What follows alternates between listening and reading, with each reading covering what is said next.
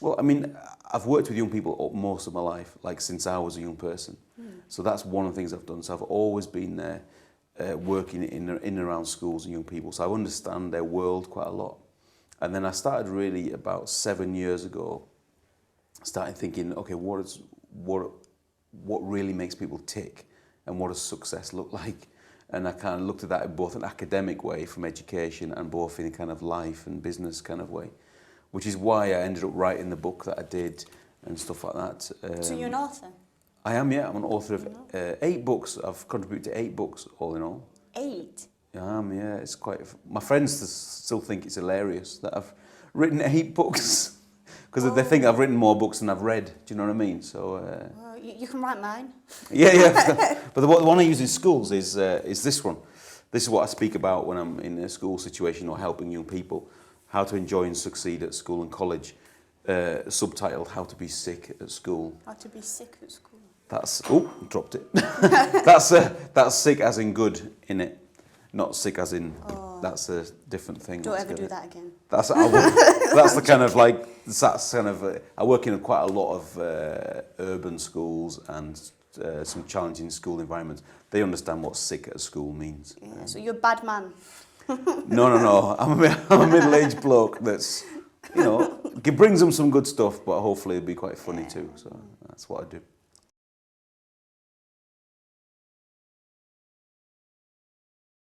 Yeah, my favourite quote is from Coach John Wooden. John Wooden was the most successful basketball coach, most successful college basketball coach of all time. He once won 88 games in a row. No one's ever done it since.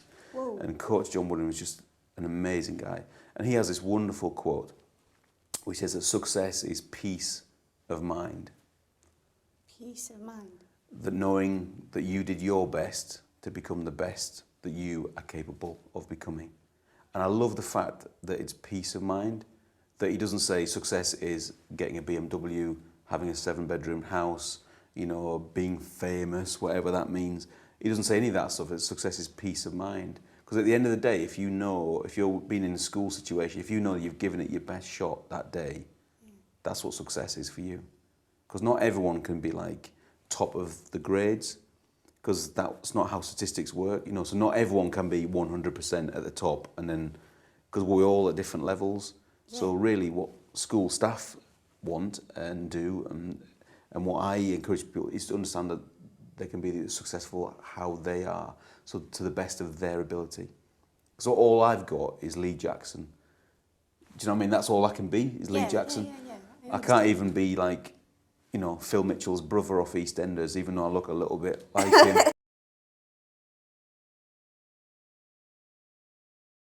You need to have a day off occasionally and just chill out. It's all about like this all the time. But actually, it's in education particularly, it's about getting to the end of your exams.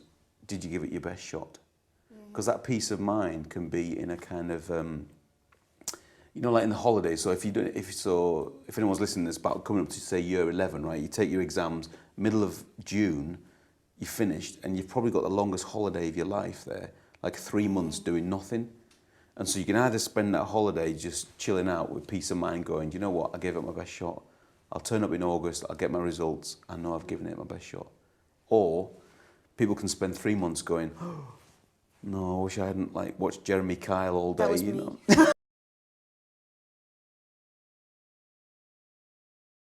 Well, it's about understanding where you're at right now. That's the first thing. So where are you at? So how do you feel about things? Because I encourage young people to press pause on their studies.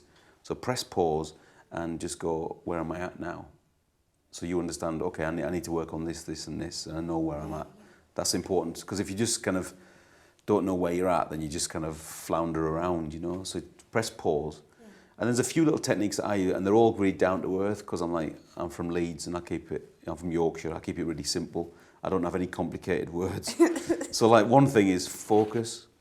So I talk about getting young people to focus on the right thing at the right time, because all successful people do that. So me coming here today and doing this, I'm focusing on this, talking to you and being filmed, because this is my focus for today. Yeah. When I film this, I'll pick up other things, I'll return phone calls, but whatever. But this is what I'm doing. So that's my focus for today. And often the biggest issue about focus is mobile phones. Oh, yeah. Because Yeah. there's like a special button on a mobile phone that some teenagers have like never discovered before. It's like a magical button, and it switches your phone on, but it has like a magical purpose. It also switches your phone off. I mentioned this at school once, like this girl from year 9 like stood up and ran out screaming, you know, I've never switched my phone off in my life.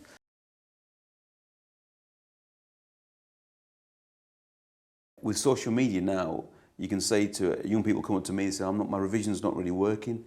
And I'm like, well, tell me what you do. Well, I sit in front of the telly on my laptop, and, my brother and sister are running around the house, and I'm on social media and I'm on Facebook, and, basically what they're saying is every 30 seconds something is beeping or beeping, and my friends are, hilarious, I'm on Facebook chat, and then you're on Skype, and then you're on Snapchat or whatever. And all these things are beeping and clicking, and so your mind doesn't actually focus on what you need to focus on. So one of the biggest keys, particularly if you're in year 10, 11, is think about, actually, I can't be the best at Call of Duty or FIFA and focus on my exams at the same time.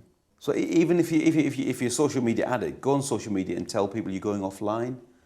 So, go on social media, on Facebook, whatever. I'm going offline, lol, you know what I mean? And just whatever, switch it all off, do your work, and then after an hour, switch it all back on.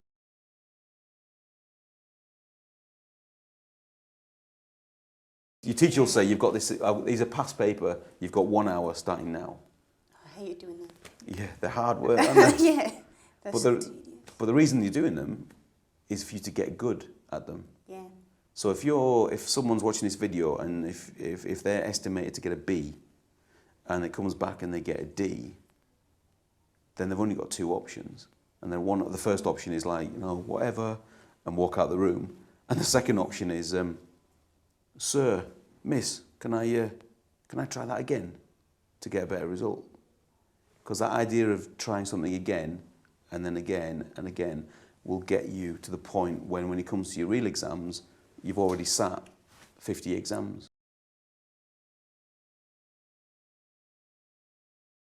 Well, if they didn't get the grades they're expecting, then if there's not some kind of nightmare with exams and everyone else is in a similar position, then it's like, first of all, you just need to deal with that.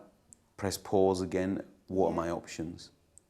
Did I give it my best shot? Do I need to go to FE college now and do some retakes? Is it something? What are the options for me? I mean, you don't want to be like it doesn't want to be a whole negative thing where like, oh, woe is me, and then you go into like a dark hole for a year and a half. I think you're allowed to have a grumpy day, aren't you? But then after your grumpy day, you can go, okay, right. So the parents, carers, teachers say, what are my options here? I needed to get a B to get to this college, and I only got a C. What are my options?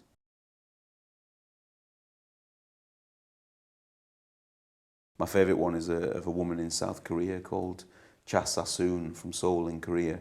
And she's famous because she took a written driving test 950 times. 950 times? Yeah, it's a real story. I haven't made it up. It's a real story. It's on Reuters. You can look at it. And it's just wonderful. She became like a celebrity in South Korea. And they call her like Grandma Sassoon. And because she literally sat her exam 949 times. And they said, you failed. And she came back the next day, sat the written exam again. And on the 950th time, they said she passed.